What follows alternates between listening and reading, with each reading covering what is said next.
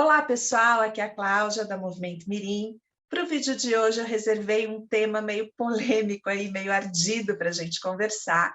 Na verdade, são perguntas que a gente recebe com uma certa frequência dos pais dos nossos alunos, e eu acho que é interessante a gente construir uma argumentação bem fundamentada para orientá-los, para direcionar melhor aí essa relação deles com os filhos. Então, a questão é a seguinte, pessoal: eu devo ou não bater no meu filho quando ele extrapola, quando ele faz uma malcriação além da conta aí, né? Quando ele, enfim, ele agiu de uma forma muito inapropriada, né? Pessoal, vamos lá. As crianças pequenas, elas não nascem com a noção de limite. Na verdade, o limite não é inato. O desenvolvimento moral, ele não é inato. Ele é 100% aprendido. Então, quem passa essa noção do que deve ser feito ou do que não deve ser feito é o adulto.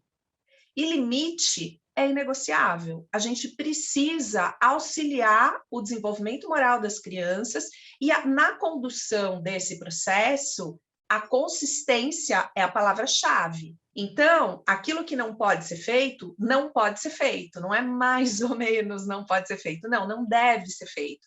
Porque a criança, na verdade, ela ainda não consegue relativizar, ela vai relativizar mais para frente. Então, pequenininhos, principalmente, sim, a gente precisa colocar esse limite. Agora, a grande questão é a seguinte: como impor esse limite, né? Porque tem momentos que a criança faz manha, isso faz parte do desenvolvimento moral delas. Aliás, a manha é extremamente saudável, elas precisam passar por isso, né? É uma forma dela negar aquilo que ela não concorda, e ao negar aquilo que está fora dela, ela vai construindo o autoconceito dela, porque ela vai entendendo o que ela quer e o que o outro não quer, então ela vai se diferenciando do outro. Mas isso tudo muitas vezes incomoda, e isso muitas vezes extrapola, essas manhas extrapolam esses shows, esses choros, enfim, isso realmente passa um pouco do ponto, né? E aí, o que acontece é o seguinte: se a gente usar de violência para resolver essa questão, batendo na criança, tem duas situações que são muito complicadas. A primeira situação é a seguinte: a gente está autorizando a criança a também bater quando ela tem razão, porque a criança reproduz o nosso comportamento, né? As nossas ações, elas são incorporadas por essa criança, ela vai reproduzir depois no futuro.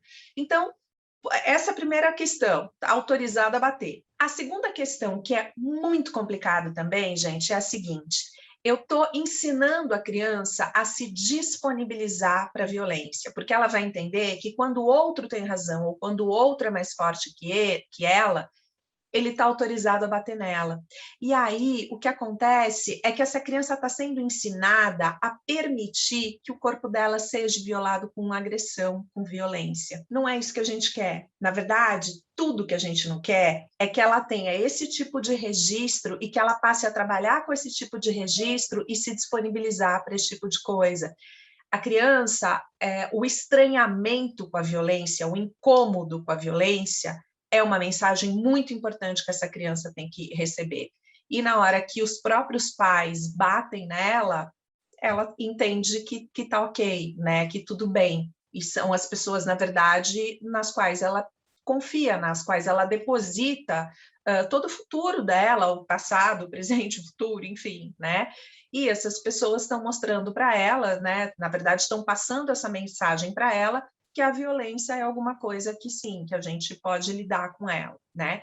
Então, gente, assim, a gente tem sim que falar de uma forma muito firme, a gente tem que negar aquilo que não está autorizado, né? A nossa entonação, inclusive, ela já dá dica para a criança de que aquilo é muito sério.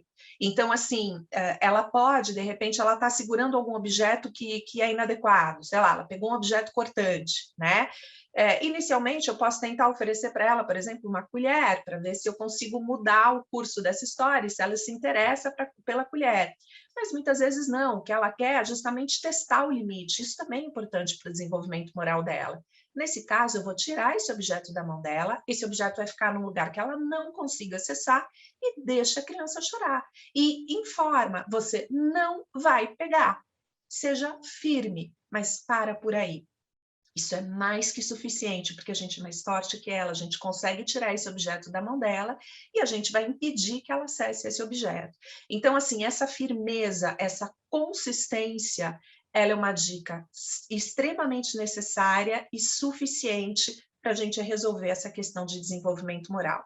Criança chorando incomoda, irrita, a mãe muitas vezes incomoda, mas assim, tenta abstrair nessa hora, tenta pensar em outra coisa e deixa a criança chorar. É o melhor que a gente pode fazer por elas.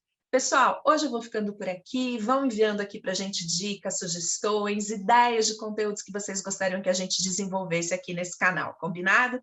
Até o próximo vídeo, então, pessoal!